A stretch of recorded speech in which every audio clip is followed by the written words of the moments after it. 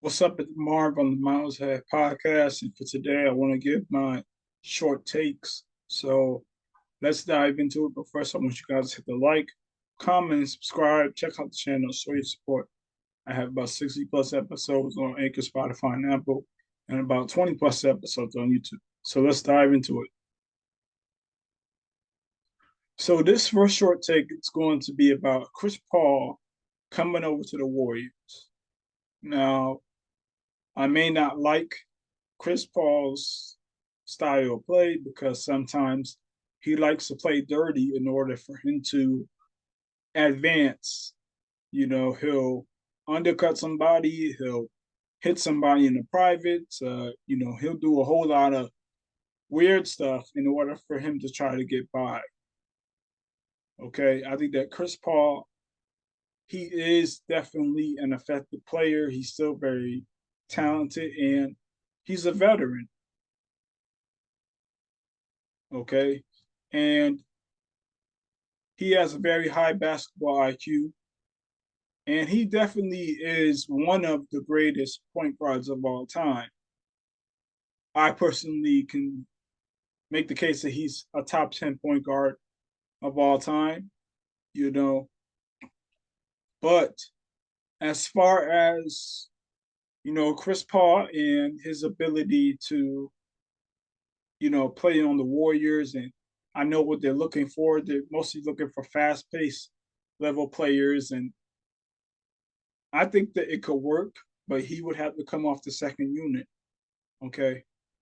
And the thing is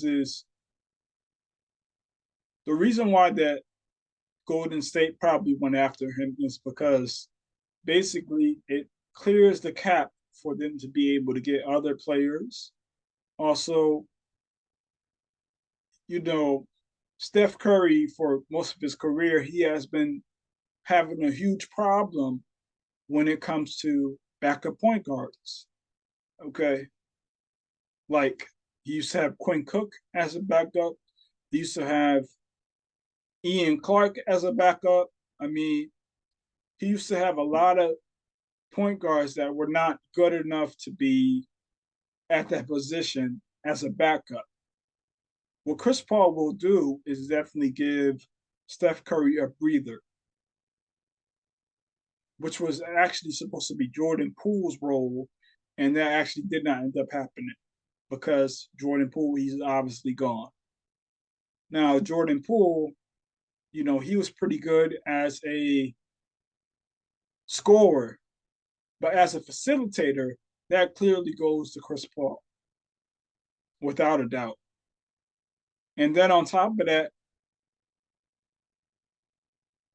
when it comes to, Chris Paul wanting to win a championship eventually, I mean, if anything, I mean, you could still kind of question his motives because he is best friends with LeBron and Draymond Green, every game or whatever, or after every playoff series, he's renewing his vows to LeBron. So to me, I mean, you kind of got to question these guys' allegiances on the Warriors. Maybe Chris Paul is on there to only mess with Steph's career. Plus, then on top of that, LeBron, he also wants AD to be traded, from what I've been hearing. Now, do I think it's going to happen? No. But, the fact that he's even being talked about for trade talks is crazy. So I believe that the Lakers are definitely going to be built on trying to win a championship within the next 2 years. Now, I definitely am aware that, Chris Paul is a former rival of the Warriors, just in terms of the back and forth between him and Steph throughout the years. It's a one sided beatdown for when it comes to Steph. I mean, he just continues to win. Chris Paul, he actually hasn't beat Steph in the playoffs since 2014. So it's just been very tough for Chris Paul as of lately.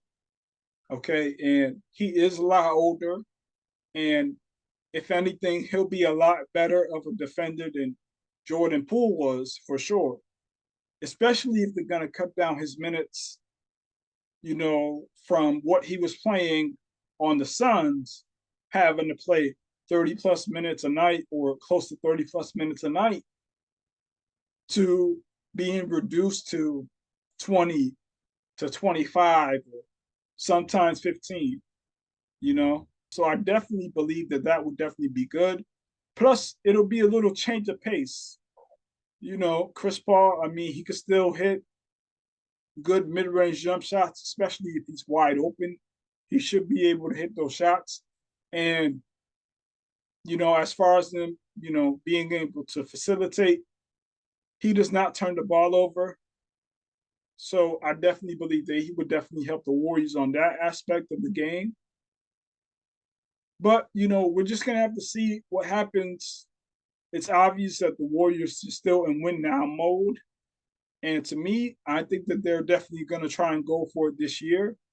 And plus, on top of that, the reason why this is kind of a good pickup is because next year, none of this, big salary type of thing goes back on the Warriors at all.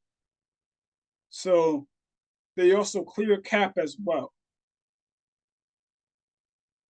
And I believe that Chris Paul will definitely be a free agent. So, I mean, we'll see how he plays this season for the Warriors. But as for Jordan Poole, it's obvious that the punch still was an issue for him, and he definitely was never truly the same after it. Okay. And, he's somebody who plays better when he's confident. And it's clear that you could tell when he's not confident. Okay. And as far as him being on the Wizards, and do I expect for him to make a huge impact and become an all-star? No. But what he will do is shot chuck to mess out the basketball. Okay. I mean, he's going to get the ultimate green light. I mean, he'll average 25 plus points, but it's not going to be on great percentages, nor will it also contribute to winning a great amount of games. So when you take all those things into effect, you could basically say that the Wizards, they are planning to tank next season. So that's my perspective on that. And the question is can Chris Paul put his rivalry to the side and his friendship to the side with LeBron? Because remember, when Chris Paul was playing against the Lakers in the first round, I think, he was playing terrible. I mean, they practically had to replace him with Cameron Payne, and then they started to play better. Now, as soon as they were up, 2 games or so in the series, then Chris Paul, he was like, oh snap, now I have to actually try to win this series. This was in 2021. Practically, Chris Paul was trying to give away the series. And we already know what it was like for Draymond Green last season. Okay. So to me, I just think that, what's in Chris Paul's mind? Does he want to win a championship? Does Draymond Green want to stay on this team? This remains to be seen.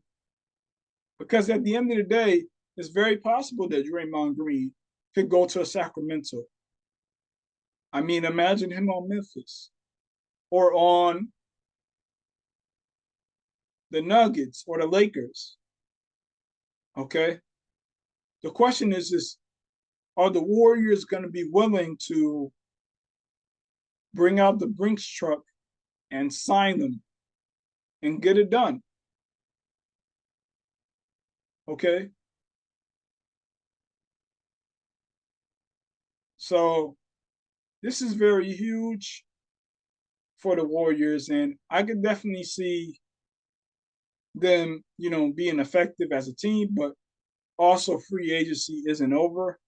So, I could definitely expect for them to get some more trades to happen because at the end of the day, it's too many guards on this roster. Okay. If anybody should be out, I think Dante DiVincenzo should not be on this team anymore. Okay. And obviously, Gary Payton II, he definitely should be on this team because of his ability to defend and also knowing when to cut and knowing when not to. All right. And he also is extremely elite at doing those things. And he knows his role. So I think that this is a big pickup. So that's my perspective on this short take. Have a good one.